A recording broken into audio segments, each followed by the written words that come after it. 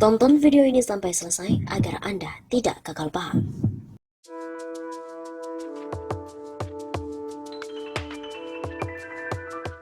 Sobat 651 Safa, kembali lagi bersama dengan kami untuk mengulas fakta-fakta perpolitikan dan juga informasi terkini di tanah air. Wah, konsep Anies meresapkan air ke tanah di Jakarta ternyata bakalan diterapkan di ibu kota baru. Konsep Anies Baswedan meresapkan air ke tanah sebagai salah satu strategi mengatasi banjir di Jakarta. Ternyata malah dipakai di ibu kota negara IKN Nusantara. Hal itu termuat dalam Undang-Undang Nomor 3 Tahun 2022 tentang Ibu Kota Negara. Sebelumnya, gagasan Anies meresapkan air ke tanah dengan membuat sumur resapan untuk mengurangi beban drainase dan sungai banyak dikritik.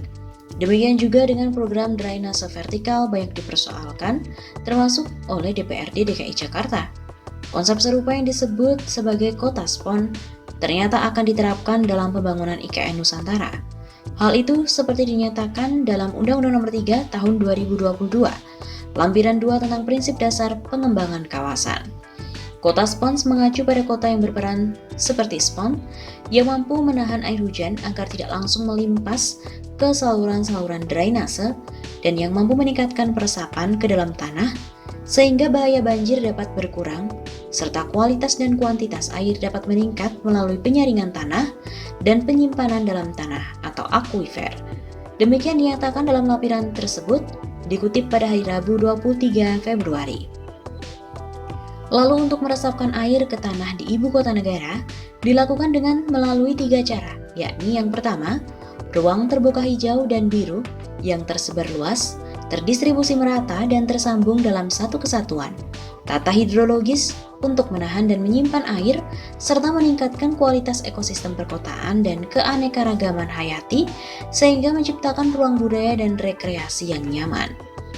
Yang kedua, desain fasilitas perkotaan seperti atap hijau atau green rooftop, skala mikro pada bangunan-bangunan dan gedung-gedung untuk menahan air hujan sebelum diserap oleh tanah atau sebelum menjadi limpasan ke saluran drainase dan juga sungai.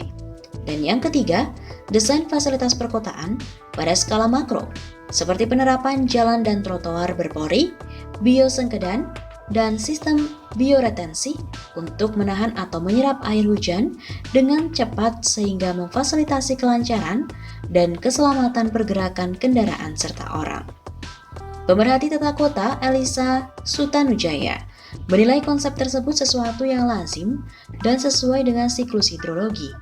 Tujuannya menahan air selama mungkin agar tidak langsung terbuang ke drainase kota, yakni dengan cara meresapkannya ke dalam tanah.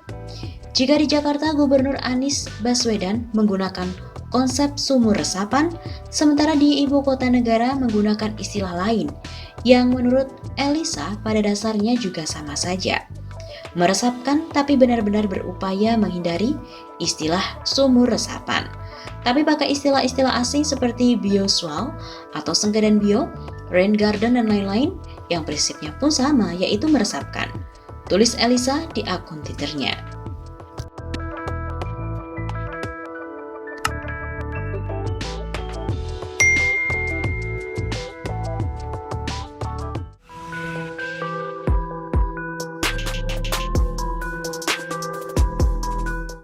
Anies kritik IKN, daripada pindahkan ibu kota negara, lebih baik jadikan Jakarta sebagai kota dunia.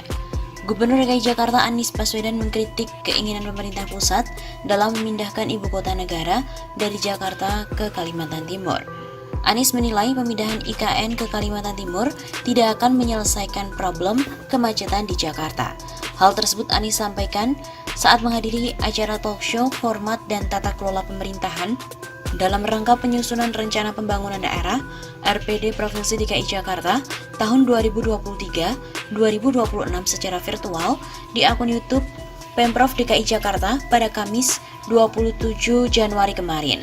Bicara tentang kemacetan, kontribusi pemerintah dalam kemacetan di Jakarta itu kurang dari 7%, jadi tidak akan ada efeknya pada kemacetan di Jakarta. Karena Jakarta itu kegiatan rumah tangga dan kegiatan tempat usaha. Begitu ucap Anies. Orang nomor satu di ibu kota ini mengatakan yang terpenting bukanlah membahas perpindahan ibu kota, melainkan rumusan Jakarta menjadi kota global dunia. Nah, sekarang kita malah bicaranya tentang bagaimana Jakarta bisa menjadi salah satu kota global dunia yang melayaninya itu melayani kebutuhan global. Ini tantangan kita sekarang. Papar dia. Selain itu, mantan Mendikbud ini juga mengatakan bahwa Jakarta merupakan kota megapolitan terbesar di selatan dunia. Kawasan megapolitan ini memiliki wilayah penyangga, yakni Bekasi, Tangerang, dan juga Depok. Jakarta adalah kota megapolitan terbesar di belahan selatan dunia, tapi megapolitan ini terdiri dari Jakarta, Bekasi Raya, Tangerang Raya, dan Depok ini sebagai satu kesatuan. Jadi secara administrasi kita adalah variasi, tapi secara peran, Jakarta kota megapolitan terbesar di selatan dunia, begitu ujarnya. Gubernur DKI Jakarta, Anies Baswedan menyatakan jika pemindahan ibu kota negara tidak akan berpengaruh pada kemacetan Jakarta. Menurutnya itu karena sektor pemerintahan tidak terlalu menyumbang signifikan pada kemacetan Jakarta. Kontribusi pemerintah dalam kemacetan di Jakarta itu kurang dari 7%. Jadi pemindahan IKN tidak akan ada efeknya pada kemacetan di Jakarta. Kata Anies seperti dikutip dari redaksi Hops ID melalui kanal YouTube Kompas TV pada Sabtu 29 Januari.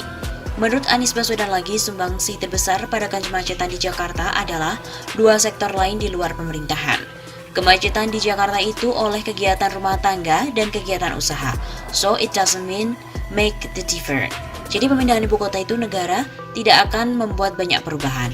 Begitu katanya. Bagi Anies Baswedan, walaupun dalam konteks nasional, lokasi ibu kota memang penting, apakah di Jakarta ataukah di Kaltim. Namun dalam konteks lingkup Jakarta, ada atau tidak ada ibu kota tidak akan banyak berpengaruh. Dalam konteks Jakartanya, sebenarnya ada ibu kota atau tidak ada ibu kota ya kita tetap harus melayani kegiatan bisnis dan kegiatan rumah tangga. Anies juga menegaskan dalam prakteknya, Jakarta tidak banyak melayani pemerintah pusat. Jadi kalau ditanya jajaran Pemprov ini melayani pemerintah pusat, jarang, tapi melayaninya adalah kebutuhan rumah tangga dan dunia usaha. Menurutnya, tantangan Jakarta saat ini bukan pada pelayanan sektor pemerintah saja, tetapi yang utama melayani kebutuhan global. Hal ini karena menurut data yang ia miliki, Jakarta merupakan kota megapolitan terbesar di belahan selatan dunia. Jakarta ini menyumbangkan 18% dari GDP nasional. Kalau kita bisa terus melakukan efisiensi atas kegiatan perekonomian, maka lompatan ini makin kuat lagi karena pintu gerbang internasional tetap akan ada di Jakarta.